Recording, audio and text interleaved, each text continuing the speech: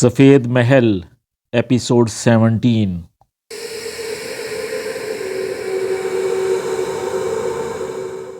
یہ ایک اہم سوال تھا اور فوری جواب کا طالب، لیکن یہاں جواب دینے والا کوئی نہ تھا۔ اس کے چاروں طرف دیواریں تھیں، خاموش اور گونگی، جن کے بیچ وہ مدفون ہو کر رہ گیا تھا۔ دیواروں کی اس پھول بھلائیوں سے نجات کا صرف ایک راستہ تھا، چاند کا، جو آڑے وقتوں میں ہمیشہ اس کی مدد کو آ پہنچتی تھی۔ اس وقت وہی اسے دیواروں کے اس پنجرے سے نجات دلا سکتی تھی، پر چاند کا جانے اس وقت کہاں ہوگی۔ ایک تو مصیبت یہ تھی کہ وہ ضرورت کے وقت اسے خود طلب نہیں کر سکتا تھا، اسے اپنی مدد کے لیے نہیں بلا سکتا تھا۔ وہ اپنی مرضی سے آتی اور اپنی مرضی سے جاتی۔ کامران اس معاملے میں بے اختیار تھا۔ چاند کا، کامران نے زور سے آواز دی۔ اس کی آواز بند دیواروں میں اس قدر گونجی کہ کامران نے فوراً اپنے دونوں ہاتھ کان پر رکھ لیے، ورنہ کانوں کے پردے پھٹنے میں دیر نہ لگتی تھی۔ کامران نے اس آواز کے دھماکے کے بعد دوبارہ چاندکا کو آواز دینی مناسب نہ سمجھی۔ ویسے بھی اس قید خانے میں کسی کو آواز دینا ایسا ہی تھا جیسے کسی نپٹ بہرے کو راگ سنانا۔ کامران پر اچانک جھنجھلاہٹ طاری ہو گئی۔ اس نے دیواروں کو زور سے پیٹ ڈالا، ساتھ ہی ادھر ادھر دو چار لاتیں بھی جما دیں۔ اس مار پیٹ کا عجیب نتیجہ نکلا۔ کامران نے تو اپنا غصہ ان دیواروں پر نکالا تھا۔ اسے کیا معلوم تھا کہ دیواریں اتنی شرمدار ہیں کہ پٹتے ہی اسے راستہ دے دیں گی۔ کامران ہلتی دیواروں کو بڑے غور سے دیکھ رہا تھا۔ ہلکی سی گڑگڑاہٹ کے ساتھ دیواریں پیچھے ہٹتی جا رہی تھیں اور دیوار میں خلا پیدا ہوتا جا رہا تھا۔ اس خلا سے ملجگی سی روشنی نکل کر کامران کے چہرے پر پڑ رہی تھی۔ کامران حیرت سے اس صورت کو تک رہا تھا جو خلا سے نمودار ہو رہی تھی۔ وہ ایک انتہائی خوبصورت لڑکی تھی، ہاتھ میں موم بتی لیے اسے حیرت سے دیکھ رہی تھی۔ موم بتی کی روشنی میں کامران نے اس کے جسم پر نظر ڈالی تو اچانک اسے تپش کا سا احساس ہوا۔ اس شعلہ بدن لڑکی کے جسم پر برائے نام لباس تھا۔ کون ہو تم؟ اس لڑکی نے اپنی بڑی بڑی آنکھوں سے گھورا۔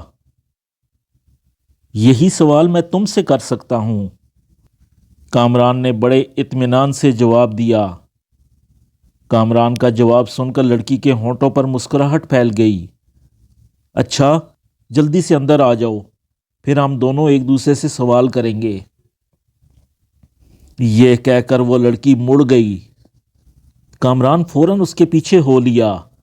وہ جیسے ہی خلا میں داخل ہوا تو اس کے داخل ہوتے ہی دیواریں خود بخود ایک دوسرے سے مل گئیں۔ پیچھے کوئی راستہ نہ رہا۔ ہاں، اس کے سامنے ایک طویل راہداری تھی جس کے بائیں جانب دور تک دروازے نظر آ رہے تھے۔ ہر دروازے پر ایک مشل روشن تھی۔ وہ موم بتی والی لڑکی پہلے ہی دروازے پر رک گئی۔ جب کامران اس کے نزدیک پہنچ گیا تو وہ آؤ کہہ کر اندر داخل ہو گئی۔ اندر داخل ہوتے ہی اس نیم اریاں لڑکی نے اپنے جسم پر ایک چادر ڈال لی اور اسے اپنے جسم کے گرد لپیٹتے ہوئے ایک چوکی کی طرف اشارہ کر کے بولی، بیٹھو۔ کامران بڑی سعادت مندی سے چوکی پر براجمان ہو گیا۔ میرا نام گالٹا ہے، لڑکی نے سوالوں کے بجائے جوابوں سے سلسلہ شروع کیا۔ گالٹا؟ کامران نے حیرت سے دہرایا۔ یہ تو کچھ عجیب سا نام ہے۔ تمہارا نام تو سنہری لڑکی یا سونے کی لڑکی جیسا ہونا چاہیے۔ اسے اتفاق ہی سمجھو کہ گالٹا کا مطلب سنہری لڑکی ہی ہے، گالٹا نے مسکراتے ہوئے کہا۔ ویسے تم یہ کیوں چاہتے ہو کہ میرا نام سنہری لڑکی قسم کا ہو؟ تمہاری چمک دمک دیکھ کر، کامران نے اسے تعریفی نظروں سے دیکھا۔ اجنبی، کیا تم اپنا نام نہیں بتاؤ گے؟ گالٹا نے موضوع سخن تبدیل کر دیا۔ کامران نام ہے میرا، وہ بولا۔ کہاں سے آئے ہو؟ غربان سے۔ میں نے اس بستی کا نام پہلے کبھی نہیں سنا۔ ہاں، نہیں سنا ہوگا، غربان یہاں سے بہت دور ہے۔ یہاں کیوں آئے ہو؟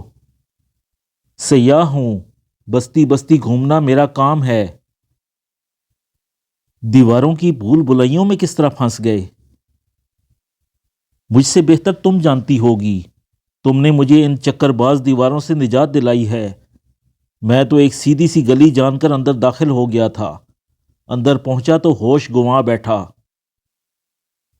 میں اگر تم تک نہ پہنچتی تو دنیا کا کوئی آدمی تمہیں ان خونی دیواروں سے نجات نہیں دلوا سکتا تھا۔ تم ہمیشہ کے لیے زندہ دفن ہو کر رہ جاتے، اور میں بھی اتفاقاً تمہاری مدد کو پہنچ گئی، جبکہ یہ وقت نہ تو کسی داسی کے آنے کا تھا اور نہ کسی پجاری کا۔ پھر تم مجھ تک کیسے پہنچ گئیں؟ لیٹے لیٹے اچانک مجھے بے چینی سی ہونے لگی۔ دل بار بار ان دیواروں کی طرف کھنچنے لگا۔ مجھے لگا جیسے کوئی ہے ان دیواروں کے پیچھے جسے میری مدد کی ضرورت ہے۔ دیواریں ہٹا کر دیکھا تو واقعی وہاں کسی کو اپنا منتظر پایا۔ گالٹا اپنے شانوں پر چادر درست کرتے ہوئے بولی۔ تب کامران کو فوراً ہی چاند کا یاد آئی۔ یہ کارنامہ اسی کا تھا۔ وہ براہ راست مدد کو نہ پہنچی بلکہ گالٹا کو بے قرار کر کے اسے آزاد کرا دیا۔ دیوتا کے گھر کے اسرار اب آہستہ آہستہ اس پر عیاں ہوتے جا رہے تھے۔ گالٹا یقیناً ان اسراروں کی اہم کڑی تھی۔ وہ دیوتا کے گھر میں رہتی تھی اور یہاں کی تمام پرپیچ گلیوں سے واقف تھی۔ وہ یہاں کے بھید آسانی سے کھول سکتی تھی، بشرطے کہ اس کا دل کامران کے لیے موم ہو جائے۔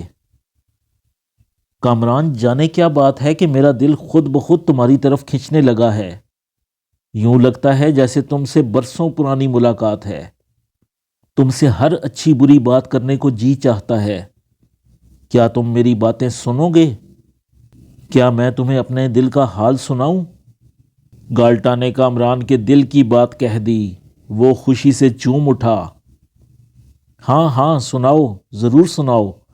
میں تمہاری ساری باتیں بڑے غور سے سنوں گا، لیکن پہلے یہ بتاؤ کہ ابھی ابھی تم نے کسی داسی اور پجاری کے آنے کا ذکر کیا تھا۔ اس سے تمہاری کیا مراد تھی؟ تم جس راستے سے آئے ہو یہ بے حد چکردار راستہ ہے۔ اس کا ایک سرا باہر تالاب کی طرف ہے جدھر سے تم آئے تھے۔ دوسرا سرا اس کمرے کی پشت تک جاتا ہے جہاں دیوتا کی بہت بڑی مورتی رکھی ہے، اور تیسرا سرا ایک زمین دوز راستے سے جا ملتا ہے جہاں 5 بڑے پجاریوں کی رہائش گاہ ہے۔ سورج غروب ہونے کے بعد دیوتا کی داسی کو اسی راستے سے اندر لایا جاتا ہے، اور رات گئے پجاری بھی اسی راستے سے آتے جاتے ہیں۔ جب کوئی دیواروں کے پیچھے ہوتا ہے تو تمہیں اس کی موجودگی کا احساس کس طرح ہو جاتا ہے؟ کامران نے پوچھا۔ وہ سامنے طاق میں رکھی ہوئی گھنٹی دیکھ رہے ہو؟ آنے والا جب ایک مقررہ تعداد میں ہتھوڑے سے دیوار پر ضربے لگاتا ہے تو اس کی دھمک سے یہ گھنٹی خود بخود بج اٹھتی ہے۔ تب ہی میں اٹھ کر دیواریں کھول دیتی ہوں۔ میں نے بھی تو دیواروں کو پیٹا تھا، کچھ لاتیں بھی جمائی تھیں۔ کیا اس مار پیٹ کی دھمک تم تک نہیں پہنچی؟ کامران نے ہنستے ہوئے کہا۔ نہیں، گالٹا نے کہا، یہ گھنٹی صرف اسی صورت میں بجتی ہے جب مخصوص تعداد میں اور مخصوص جگہ پر ہتھوڑا برسایا جائے۔ کیا میں پوچھ سکتا ہوں کہ دیوتا کے گھر میں تم کس قسم کی خدمات انجام دیتی ہو؟ تم اگر نہ بھی پوچھتے تو بھی میں سب کچھ بتا دیتی۔ اب مجھے اس کام سے متلی ہونے لگی ہے۔ میں بہت بری لڑکی ہوں، اتنی بری کہ شاید ہی دیوتا مجھے معاف کرے۔ گالٹا نے اپنی آنکھیں بند کر کے گہری سانس لی۔ اس خدا کے گھر میں جو کچھ ہوتا ہے سنو گے تو حیران ہو جاؤ گے۔ دیوتا کے پجاری تو دیوتا کے پیامبر ہوتے ہیں جو لوگوں کے لیے امن اور شانتی کا دروازہ کھولتے ہیں، اچھی اچھی باتیں بتا کر انہیں برائیوں سے روکتے ہیں، انہیں گناہوں سے بچاتے ہیں۔ لیکن یہاں کے پجاری شانتی کے دشمن ہیں۔ وہ خود اتنے غلیظ ہیں کہ دوسروں کو پاک صاف رہنے کی تلقین کیا کریں گے؟ درندہ صفت ان پجاریوں سے دیوتا کے گھروں کے چاروں طرف پھیلی ہوئی بستیوں کی کسی بھی لڑکی کی عزت محفوظ نہیں۔ اور مزے کی بات یہ ہے کہ بستی کے لوگ خوشی خوشی اپنی معصوم لڑکیوں کو ان درندوں کی بھیٹ چڑھا جاتے ہیں اور پلٹ کر بھی نہیں دیکھتے کہ ان کی لڑکی پر کیا بیتی۔ ایسا کیسے ہو سکتا ہے؟ کامران کے گلے سے گالٹا کی بات نہ اتری۔ اس نے وضاحت چاہی۔ اس دنیا میں سب ہو جاتا ہے۔ یہ سنہری لڑکی جو تمہارے سامنے بیٹھی ہے اپنی مرضی سے داسی بننے نہیں آئی تھی، خود سے ان درندوں کی بھیٹ چڑھنے نہیں آئی تھی۔ میرے ماں باپ خوشی خوشی مجھے مورتی والے کمرے میں تنہا چھوڑ گئے تھے۔ بعد میں جب ان پجاریوں نے میرے ماں باپ کو نوید دی ہوگی کہ تمہاری بیٹی کو دیوتا نے اپنی داسی بنانا قبول کر لیا ہے تو وہ خوشی سے پھولے نہ سمائے ہوں گے۔ کاش وہ جانتے کہ دیوتا کے گھر میں دیوتا کا کہیں دور تک نام و نشان بھی نہیں۔ یہاں پجاریوں کا راج ہے، ان کی مرضی کے بغیر پتہ بھی نہیں ہلتا۔ او، یہاں تو صورتحال خاصی سنگین دکھائی دیتی ہے، کامران بولا۔ تم ابھی اپنی بری ہونے کا ذکر کر رہی تھی۔ ہاں، اس وقت میں بہت بری ہوں، انتہائی گندی اور گناہگار، لیکن اس وقت جب مجھے داسی کے طور پر بھیٹ چڑھایا گیا تھا میں جھرنے کی طرح پاکیزہ اور معصوم تھی۔ گالٹا دور خلاؤں میں گھورنے لگی جیسے اسے اپنا گھر یاد آ گیا ہو۔ ایک صبح، میں اسے منحوس صبح کہوں تو زیادہ بہتر ہے، میں اٹھی تو میرے باپ نے کہا کہ اس نے خواب میں دیوتا کو دیکھا ہے جو مجھے اپنی داسی بنانا چاہتا ہے۔ میرا باپ، بلکہ پورا گھرانہ ہی کہنا چاہیے، اس دن بہت خوش تھا اور میرے دل پر دکھ کے بادل چھائے ہوئے تھے۔ دیوتا کی داسی بننا کوئی نئی بات نہ تھی۔ میری بستی کی کئی لڑکیاں دیوتا کی داسی بن کر ہمیشہ کے لیے آنکھوں سے اوجھل ہو گئی تھیں۔ مجھے دکھ تھا تو صرف یہ کہ میں اپنے سنگینا سے ہمیشہ کے لیے دور ہو جاؤں گی۔ میں تو اپنے محبوب کی داسی بننا چاہتی تھی، ان کے چرنوں میں زندگی گزارنا چاہتی تھی۔ یہ لوگ مجھے کس دیوتا کی داسی بنا دینا چاہتے تھے؟ اس دن میری آنکھیں دن بھر نیر برساتی رہیں، کلیجہ چھلنی چھلنی ہو گیا۔ میں آخری بار اپنے سنگینا سے ملی، وہ کمبخت بھی خوش تھا۔ ہائے عقیدت کے مارے لوگ! وہ اگر مجھے ذرا بھی اشارہ کر دیتا تو میں دیوتا کی قسم کھا کر کہتی ہوں کہ دیوتا کی داسی بننے سے صاف انکار کر دیتی، اور آج میں جو کچھ ہوں وہ ہرگز نہ ہوتی۔ پر یہ مرد بھی عجیب ہوتے ہیں، جسے پیار کرتے ہیں اسے ہی آزمائش میں ڈال دیتے ہیں۔ کاش سنگینا نے صاف صاف مجھے دیوتا کی داسی بننے سے روک دیا ہوتا، اے کاش! گالٹا کی آواز رند گئی اور وہ سسک سسک کر رو پڑی۔ کامران اپنی جگہ سے اٹھا۔ اس نے پہلے تو اس کے جسم پر چادر درست کی، پھر اس کی پیٹھ پر ہاتھ رکھ کر بولا، گالٹا، دکھی نہ ہو۔ شاید تم ٹھیک ہی کہتے ہو، اب دکھی ہونے سے کیا فائدہ، وہ بھی سالوں بعد، اور سب کچھ لٹا کر۔ میں شاید آج بھی دکھی نہ ہوتی، میں تو سب کچھ بڑے صبر سے جھیلتی رہی ہوں، لیکن تمہیں دیکھ کر ایک دم زخم ہرے ہو گئے ہیں، جانے کیوں پھوٹ پھوٹ کر رونے کو جی چاہتا ہے۔ تمہاری شخصیت میں ایسی کیا بات ہے، تم اپنے اپنے سے کیوں لگتے ہو؟ گالٹا نے اسے ڈبڈبائی آنکھوں سے دیکھتے ہوئے پوچھا۔ میں بنیادی طور پر ایک مخلص آدمی ہوں، ہمیشہ سچ بولتا ہوں اور گناہوں کی آلودگیوں سے پاک رہتا ہوں۔ شاید اسی لیے میں دیکھنے میں اپنا اپنا سا لگتا ہوں اور لوگ میرے ساتھ ترجیحی سلوک روا رکھتے ہیں۔ کامران نے بڑی صفائی سے اپنی شخصیت کی پرتیں کھولیں اور پھر بولا، گالٹا، تم مجھے بہت اچھی لڑکی دکھائی دیتی ہو۔ تم نے اگرچہ اپنے برے ہونے کا ذکر کیا ہے، مجھے نہیں معلوم کہ وہ برائیاں کس قسم کی ہیں۔ اس کے باوجود میں سمجھتا ہوں کہ تم میں ابھی شرافت اور نیکی باقی ہے، تمہاری روح ابھی بیدار ہے۔ داسی بننے کے بعد تم پر کیا گزری، ذرا تفصیل سے مجھے بتاؤ۔ سنگینا کی بے حسی نے مجھے مایوس کر دیا۔ زندگی سے میرا اعتماد اٹھ گیا۔ میں نے سوچا کہ جب تیرا محبوب، تیرے ماں باپ اور بہن بھائی سب تجھے داسی بنا دینے پر تلے ہوئے ہیں اور اس اعزاز پر خوش ہیں، تو دیوتا کی ناراضگی کیوں مول لیتی ہے؟ تو بھی خوشی سے داسی بننے کے لیے رضامند ہو جا۔ اور میں پوری خوش دلی سے دیوتا کی داسی بننے کے لیے راضی ہو گئی۔ رسم کے مطابق میں چھالوں کے محلول سے نہائی، میرے جسم کو خوشبوؤں میں بسایا گیا، میرے بالوں اور ہاتھوں میں گجرے سجائے گئے، اور یوں میں سج بن کر دیوتا کی داسی بننے چلی۔ میرے ساتھ میرے ماں باپ، بھائی بہن اور وہ بزدل سنگینا بھی تھا۔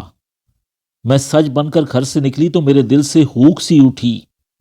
میں نے سوچا کاش اس وقت میرا رخ دیوتا کی گھر کی بجائے سنگینا کے گھر کی طرف ہوتا۔ اس خیال کو میں نے دل ہی دل میں کچل دیا اور نفرت سے سنگینا کی طرف دیکھا۔ وہ بدھو اپنی گالٹا کو نہ سمجھ سکا تھا تو اس وقت میری نظروں کا مطلب کیا سمجھتا؟ کسی سمجھدار عورت کو کوئی ناسمجھ مرد ٹکرا جائے تو اس عورت کی زندگی بڑے عذاب میں گزرتی ہے۔ ویسے میں خود بھی عورتوں کے معاملے میں خاصا بدھو واقع ہوا ہوں۔ کامران نے شرارت آمیز لہجے میں کہا، کیا تم شادی شدہ ہو؟ گالٹا نے پوچھا۔ ہاں، میں شادی شدہ تھا۔ تھا؟ گالٹا نے سوالیہ نظروں سے اس کی طرف دیکھا۔ میری بیوی مر چکی ہے، کامران نے جواب دیا۔ کیسے؟ میری کہانی بہت طویل ہے اور عجیب بھی، وقت ملا تو تمہیں ضرور سناؤں گا۔ فی الحال تم اپنی کہانی جاری رکھو۔ اچھا، پھر تم داسی بننے گھر سے چلی؟ ہاں، میں گھر سے چلی اور لاتعداد سیڑھیاں طے کرتی ہوئی دیوتا کے گھر آ پہنچی۔ اس وقت سورج لال انگارہ ہو کر پہاڑوں کی اوٹ میں جا رہا تھا۔ پنچھی میرے سر سے گزر کر اپنے آشیانوں کی طرف بڑھ رہے تھے۔ دیوتا کے گھر سے دروازے میں قدم رکھتے ہی کئی پجاری میری طرف بڑھے۔ انہوں نے منہ ہی منہ میں کچھ اشلوک پڑھے اور میرے منہ پر بدبودار پھونکے مار کر میرے باپ کو داسی بننے کی مبارکباد دینے لگے۔ پھر میں تالاب پار کر کے برآمدے میں پہنچی اور وہاں سے مجھے دیوتا کے کمرے میں پہنچایا گیا۔ اس کمرے کے دروازے پر سب کو روک دیا گیا کیونکہ دیوتا کو فالتو آدمیوں کی موجودگی ہرگز برداشت نہ تھی۔ میں اکیلی کمرے میں داخل ہوئی۔ سارے پجاری بھی میرے گھر والوں کے ساتھ باہر ہی رہ گئے۔ کمرے میں داخل ہوتے ہی میں نے اپنے پیچھے دروازہ بند ہونے کی آواز سنی۔ اب اس کمرے میں دیوتا کی مورتی اور میرے سوا کوئی نہ تھا۔ کمرے میں دھندلا دھندلا اجالا تھا اور تازہ پھولوں کی خوشبو ہر سمت سے اٹھتی ہوئی محسوس ہو رہی تھی۔ میں نے دیوتا کے بڑے سے مجسمے کو جو دیوار میں نصب تھا بڑے غور سے دیکھا۔ میں سچ کہتی ہوں، مجھے دیوتا کا مجسمہ بے جان پتھر سے زیادہ نہ لگا، لیکن اس باغی خیال کو میں نے فوراً ہی چھٹک دیا اور پورے احترام سے دیوتا کے چرنوں میں بیٹھ گئی۔ پھر میں نے اپنی پیشانی اس کے پتھریلے قدموں میں رکھ دی اور آہستہ آہستہ آنکھیں بند کر لیں۔ میرا خیال تھا کہ دیوتا خود مجھ سے ہم کلام ہوگا، لیکن کچھ دیر گزر جانے کے بعد بھی دیوتا کے پتھریلے ہونٹوں میں حرکت نہ ہوئی تو مجھ سے رہا نہ گیا۔ میں اپنی پیشانی اس کے قدموں میں رکھے رکھے بولی، اے دیوتا، اے نیکی اور بدی کے آقا، تیری خواہش تھی کہ میں تیرے چرنوں میں نثار ہو جاؤں۔ اس خواہش کے احترام میں تیرے قدموں میں آ بیٹھی ہوں۔ مجھے اپنی داسی بنا لے اور ابدی زندگی بخش دے تاکہ میں بھی خوش نصیبوں میں سے ہو جاؤں۔ اس کے علاوہ بھی میں نے کیا کچھ کہا ہوگا، لیکن اب ساری باتیں اچھی طرح یاد نہیں۔ ہاں، یہ یاد ہے کہ باتیں کرتے کرتے اچانک میں نے کمرے میں دھواں پھیلا ہوا محسوس کیا۔ یہ ایک خوشگوار دھواں تھا۔ میرا جی چاہا کہ لمبی لمبی سانسیں لے کر اپنے پیٹ میں سارا دھواں اتار لوں۔ میں نے ابھی تک اپنی پیشانی دیوتا کے قدموں سے نہیں اٹھائی تھی۔ مجھ پر ایک نشہ سا طاری ہوتا جا رہا تھا۔ تب اچانک میں نے دیوتا کے قدموں میں جنبش محسوس کی۔ میں نے جلدی سے سر اٹھایا تو ایک عجیب منظر میرے سامنے تھا۔ دیوتا کا مجسمہ 2 حصوں میں تقسیم ہو چکا تھا اور اس خلا سے ہیبت ناک پجاری نکل کر میری طرف بڑھ رہے تھے۔ پھر کھیل ختم ہونے میں چند لمحے لگے۔ اس نشاور دھوئیں نے اپنا کام کر دکھایا اور میں نے خود کو ان پجاریوں کی باہوں میں محسوس کیا۔ پھر مجھے ہوش نہ رہا۔ گالٹا چند لمحے سانس لینے کے لیے رکی۔ حیرت ہے، ان بدماش پجاریوں نے سیدھے سادے لوگوں کو دھوکہ دینے کے لیے عجیب کھیل بنایا ہوا ہے، کامران نے کہا۔ گالٹا، یہ ٹھیک ہے کہ دیوتا کی مورتی 2 حصوں میں تقسیم ہوئی۔ اس مورتی سے پجاری برآمد ہوئے اور وہ تمہیں خاموشی سے اٹھا کر لے گئے اور مورتی پھر اپنی جگہ آ گئی، لیکن باہر دروازے پر تمہارے ماں باپ، بہن بھائی اور سنگینہ بھی موجود تھا۔ کیا انہوں نے تمہارے بارے میں جاننے کی کوشش نہیں کی؟ مجھے نہیں معلوم، اس لیے کہ اس دن سے آج تک میں نے ان لوگوں کی شکل نہیں دیکھی۔ ویسے انہوں نے میرے بارے میں جاننے کی ضرور کوشش کی ہوگی، اور باہر کھڑے پجاریوں نے میرے غائب ہونے کے بعد دیوتا کا کمرہ انہیں دکھا کر انہیں مبارکباد دی ہوگی کہ تمہاری بیٹی کو دیوتا نے اپنی شرن میں لے لیا ہے، اسے داسی بنانا قبول کر لیا ہے۔ اب وہ ہمیشہ کے لیے آسمانوں پر چلی گئی۔ میرے ماں باپ، بہن بھائی یہ سن کر پھولے نہ سمائے ہوں گے کہ دیوتا نے ان کی بیٹی کو شرن میں لے کر ان کا رتبہ بڑھا دیا۔ اب وہ بھی خوش نصیبوں میں سے ہو گئے۔ کاش ان میں سے کسی نے بھی عقل سے کام لیا ہوتا، لیکن مذہب کے مقابلے میں عقل کہاں کام کرتی ہے، اور اگر کرے بھی تو لوگ اس کی فرزانگی کو دیوانگی میں بدل دیتے ہیں۔ ہائے عقیدت کے مارے لوگ! اچھا، پھر جب تمہیں ہوش آیا تو تم نے خود کو کہاں پایا؟ میری جب آنکھ کھلی تو میں نے خود کو ایک انتہائی نرم و ملائم بستر پر پایا۔ پھر میں نے اپنے چہرے پر بدبودار سانسیں محسوس کی۔ ایک لہیم شہیم خبیث صورت پجاری میرے اوپر چکا ہوا تھا۔ میں نے ایک دم اٹھنے کی کوشش کی تو پجاری نے فوراً ہی کچھ پڑھ کر میرے جسم پر پھونک ماری۔ پھونک مارتے ہی میرے جسم میں اکڑن پیدا ہو گئی، وہ پتھر کا بن گیا۔ میں باوجود کوشش کے اپنے جسم کو حرکت نہ دے سکی۔ میری اس بے بسی پر اس خبیث نے زوردار قہقہہ لگایا اور بولا، میں دیوتا کا اوتار ہوں۔ اگر تم نے اوتار کی مرضی کے خلاف کوئی کام کیا یا اس کا کہنا نہ مانا تو دیوتا تم سے ناراض ہو جائے گا۔ پھر کیا ہوگا؟ میں نے تمسخرانہ انداز میں پوچھا۔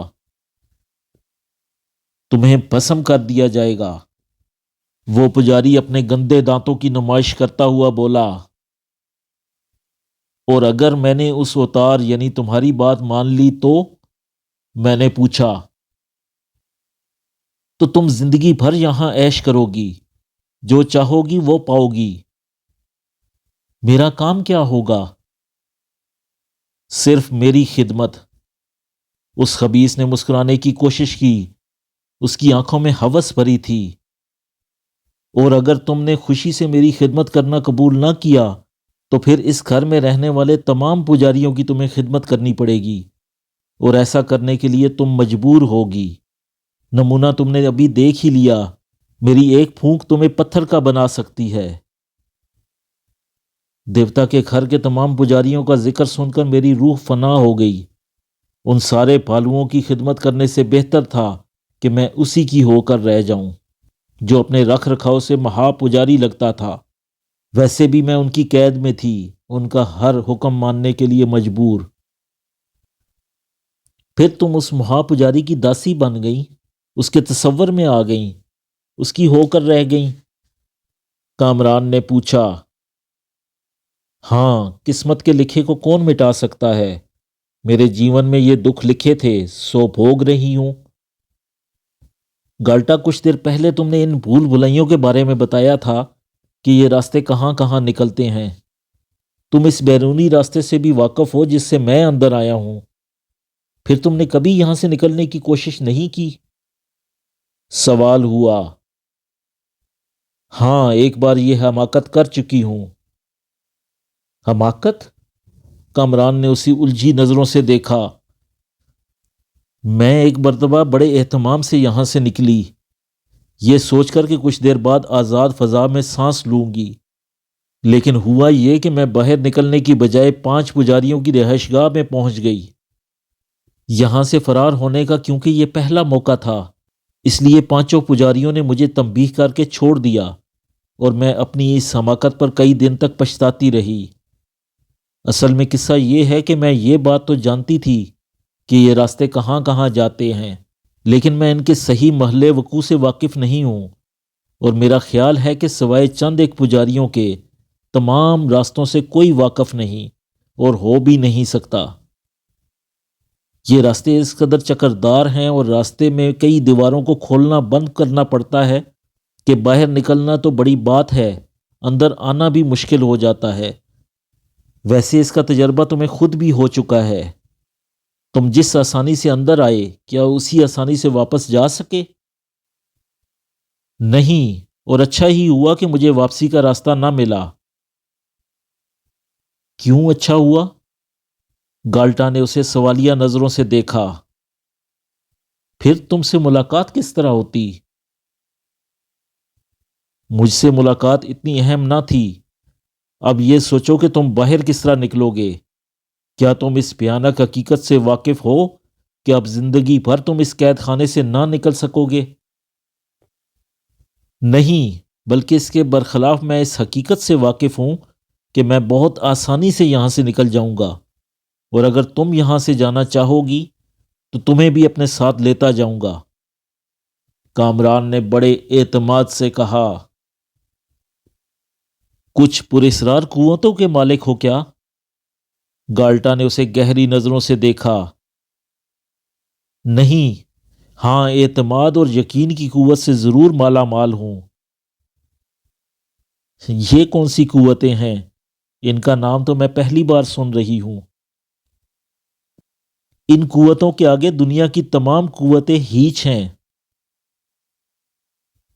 کہیں یہ خود فریبی تو نہیں؟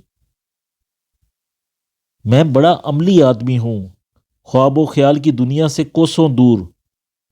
کامران نے اسے گہری نظروں سے دیکھتے ہوئے کہا۔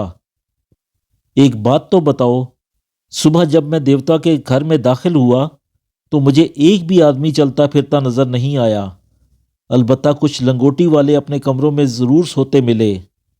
کیا دیوتا کے گھر میں سورج دیر سے نکلتا ہے؟ کامران، یہاں کی راتیں جاگتی ہیں اور دن سوتے ہیں۔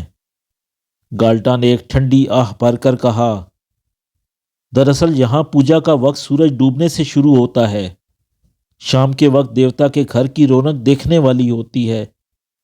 دیوتا کے گھر کے چاروں طرف پھیلی ہوئی بستیوں کے رنگ برنگے مرد یہاں جمع ہو جاتے ہیں، اس دیوتا کے درشن کے لیے جس کے وجود کو یہ پجاری جب چاہتے ہیں دو حصوں میں تقسیم کر دیتے ہیں۔ پتھر کے اس بے جان ٹکڑے کو یہ معصوم لوگ جانے کیا سمجھتے ہیں؟ ان لوگوں کو کیا کہوں؟ یہاں آنے سے پہلے میں خود بھی اس دیوتا کو اپنی تمام پریشانیوں کا حل سمجھتی تھی۔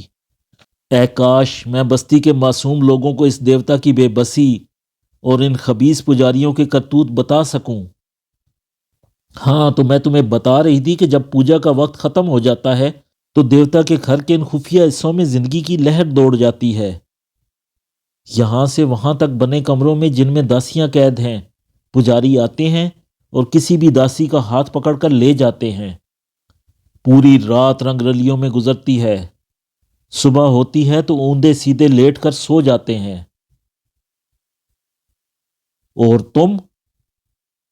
میں صرف بڑے پجاری کے لیے مخصوص ہوں۔ جب اس کا جی چاہتا ہے اپنے چیلے کے ہاتھوں مجھے بلوا لیتا ہے۔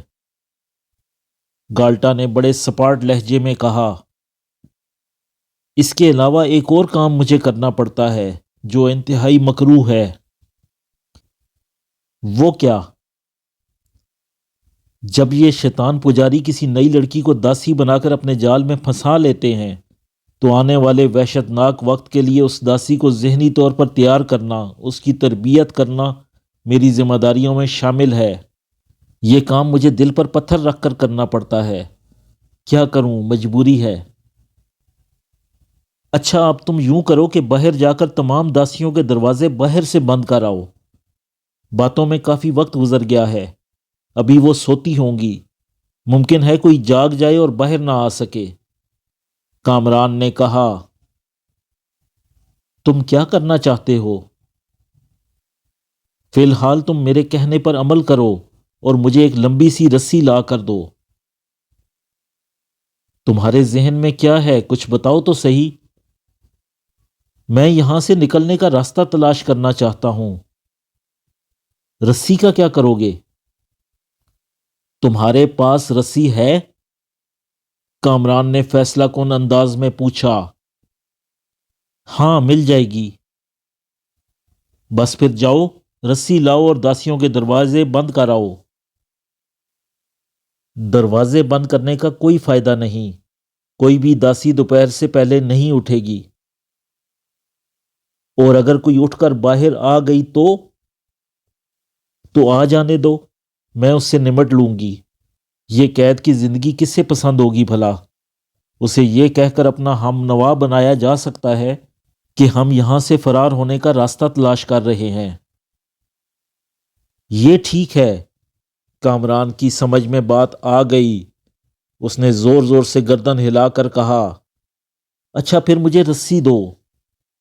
گالٹا بغیر کچھ جواب دیے چادر سنبھالتی ہوئی اٹھی، اور ابھی اس نے بغلی کمرے کے دروازے پر قدم رکھا ہی تھا کہ طاق پر رکھی ہوئی گھنٹی اچانک ٹن سے بول اٹھی۔ گھنٹی بولنے کا مطلب تھا کہ دیواروں کے پیچھے کوئی ہے اور اندر آنا چاہتا ہے۔ گھنٹی کی آواز سن کر گالٹا کے چہرے پر زردی پھیل گئی۔ وہ لرزتے قدموں سے کامران کے نزدیک آئی اور بڑی مشکل سے بولی، اس وقت کون آ گیا؟